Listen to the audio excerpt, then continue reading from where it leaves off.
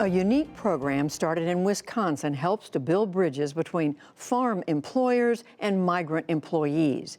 Special correspondent Fred de Sam Lazaro begins our report in the Mexican state of Veracruz. It's part of Fred's series, Agents for Change. They are hard to distinguish from thousands of Americans who meet up in Mexico, headed to its beach resorts and a respite from winter. You're looking good.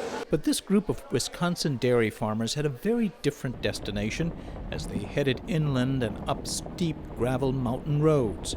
The views are breathtaking, but these are places where tourists rarely go and where locals say it's hard to stay and earn a living.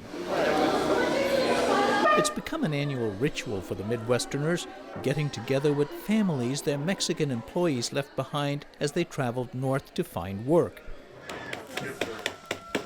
Their earnings sustain the families here in Mexico, even if the breadwinners themselves, most of them undocumented in the U.S., could not afford the cost or risk of a quick visit home.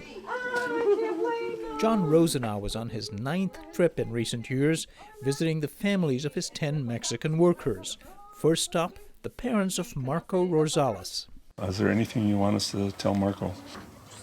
Tell him that we are well and tell him to behave. Does he mostly behave? Marco behaves. Marco at times works 12 hours a day, and right now he's working with 10 below. On a frigid early January morning, I got to see Marco's routine, which begins at the crack of dawn in the milking parlor. We run this 24 hours a day in here. How many gallons of milk come out of this place? Like today, we'll ship probably 5,000 gallons. Families like Rosenau's, he's 5th generation on this farm, helped give Wisconsin the bragging rights as America's dairyland.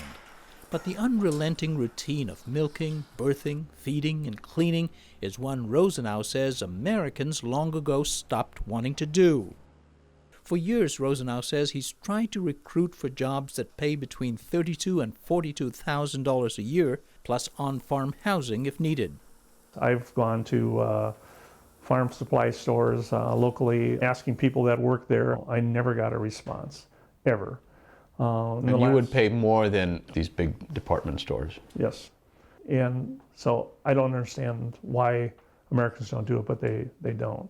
About 20 years ago, left with no choice, he says, he hired a Mexican immigrant he found through a farm magazine ad. Came and milked 54 days straight. Here was somebody that worked as hard as I do. Wow, this is the answer to my biggest problem that I had was labor.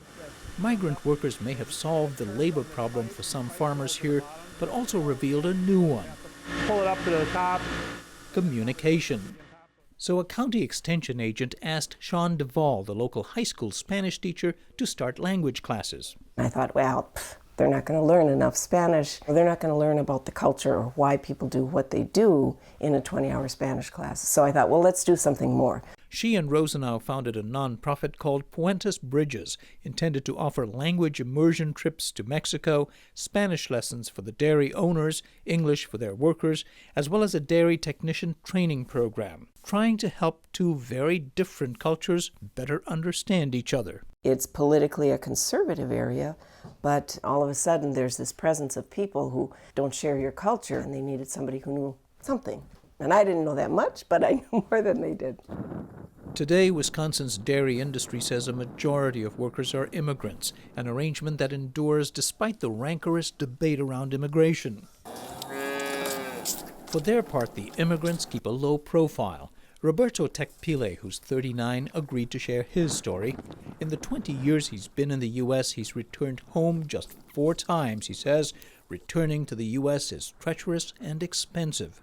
I walked 2 days and 2 nights. Did you have to pay people to get here? Yes. The trafficker's fee was $10,000. 32-year-old Armando Tecpile, who's not related to Roberto, endured the same expensive ordeal. Driven, he says, by dreams of earning enough to build a comfortable home in his village. My house, I thank God, it's already 3 floors and complete concrete. It's not finished yet, still in construction, but all the outside is done. Back in Mexico, Armando's home was the next stop for his boss. I'm really grateful Armando found you as a place to work, because it's hard to find a good job. Here and everywhere they visited, the Wisconsin visitors found expressions of appreciation and warm hospitality. But just beneath the smiles, in many cases, lurked the pain of long separation for the host families.